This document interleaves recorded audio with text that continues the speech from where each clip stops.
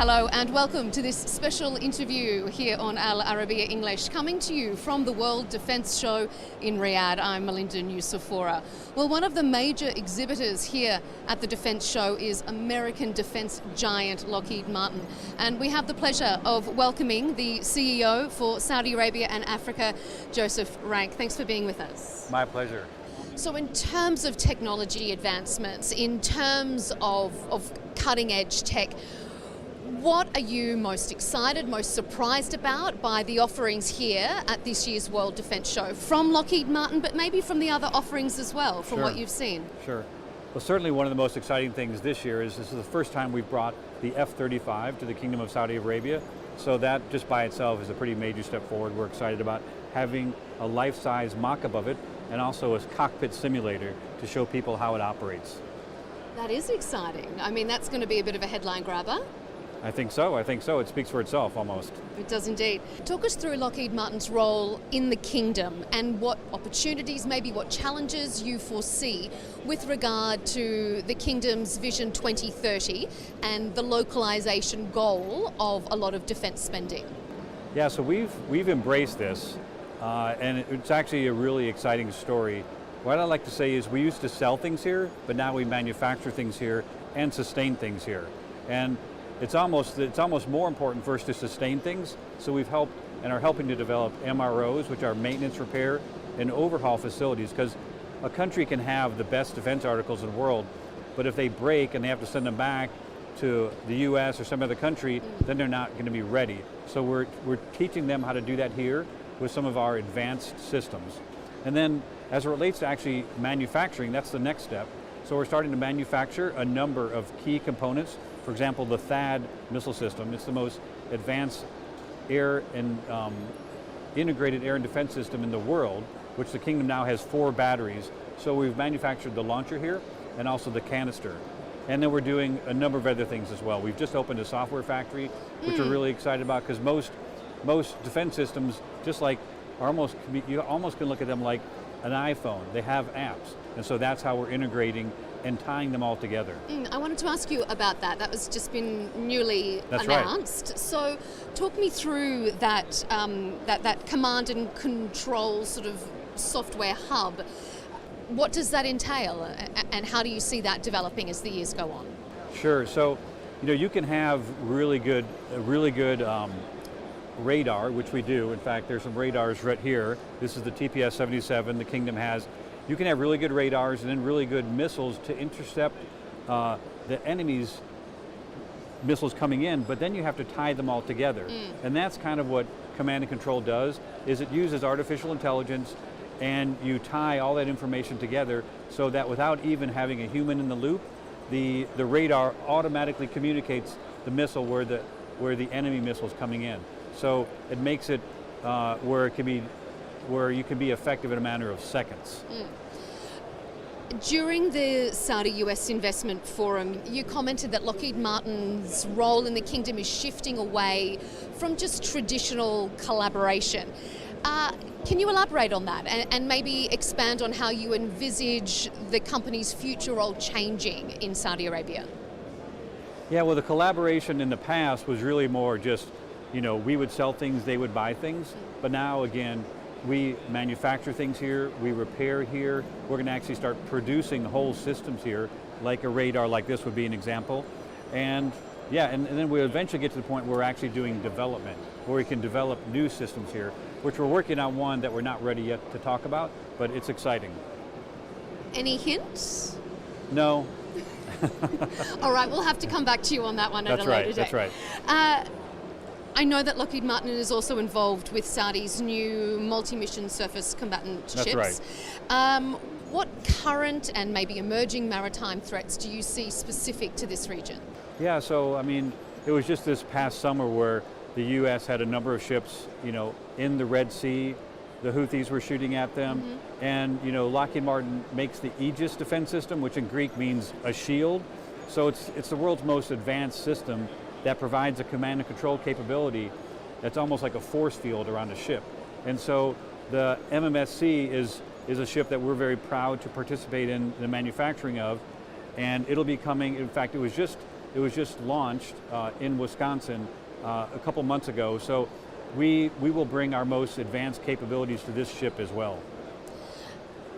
Is that a long-term project that you see progressing and changing, developing as the years go on? You know, is that something that can be built on as far as the interconnectedness goes? It's a great question, yeah, because like, for example, when that ship was designed and developed over close to 10 years ago, the threats changed, right? And so our systems have to adapt to the threat, and again, we can do that. It's even exciting because we can use our interns here to also help, again, do some of the software behind that to make sure that that ship can face the threats of not just today, but tomorrow. That's an interesting point, because like everything in technology, it is changing so quickly. The advancements are happening so rapidly. How much of a challenge does that pose for a company like Lockheed Martin? I mean, you don't just want to be keeping up with, you want to be at the forefront of that cutting edge technology. Warfare is changing so fast. That's right, that's right. So, in fact, I just came from our leadership meeting last week in Washington, and we talked about this, where we're getting to the point where, you know, we often wait to have the customer or the end user define the requirements for what we're going to need. But now they're starting to look to us to say, hey, what will we need in the future? And so we're getting to that point. The other thing we do is we start to partner with small defense primes, newcomers, those who are disrupting the defense market, and we actually have the world's largest venture fund. It's about $400 million worth, where we bring in some of this emerging technology, integrate it into our products, or have it complement. So that's one way that we're addressing the rapid pace of the threat. It's a good point, because low-cost drone warfare, for example, is changing the face of warfare. So how much of a challenge does that pose to a company like Lockheed Martin, for example? When you are talking about expensive air defense missile systems like THAAD, do you foresee a reduction in demand for those expensive systems?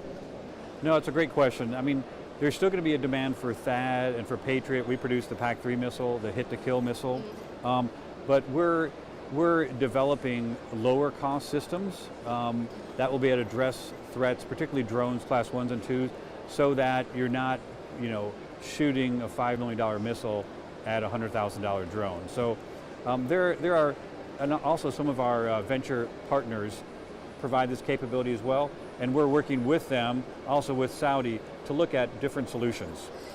Is that a real focus going forward? It is a real focus, right, yeah.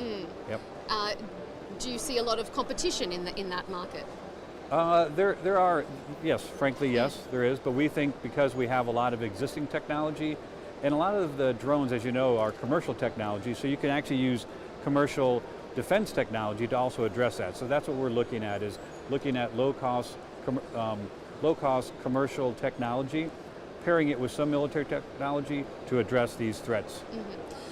You have a long professional career in this part of the world, not just with Lockheed Martin before this role, but in previous professional lives in different postings with the Pentagon, for example. How would you assess the interconnectedness of the Gulf region with broader Western allies? Yeah, I mean, it seems to, you know, ebb and flow, but certainly just because it's in the Middle East, it's always going to be connected to the U.S., even to the Far East. So it's, some people, I think initially were thinking because U.S., for example, had become oil resilient, we didn't need to import so much oil, but there's a realization that even if we're not importing this oil, the rest of the global economy is reliant on it, so we have to thus ensure that it's safe and secure for the global economy. Do you think that that is something that is becoming more front and center in people's minds, you know, as global threats feel like they're closer to home?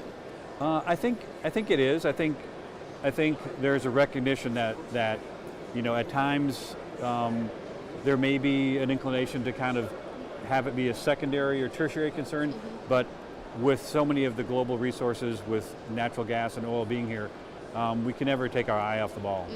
And just finally, you're a former serviceman, a retired brigadier general. What do you think your former soldier self would be most surprised about if he were walking around the World Defence Show 2026? What do you think your former soldier self would be amazed to see in modern warfare? It's probably the interconnected nature of modern warfare and how quickly you have to be able to respond to the threats, and the fact that a lot of these threats are low cost and commercial.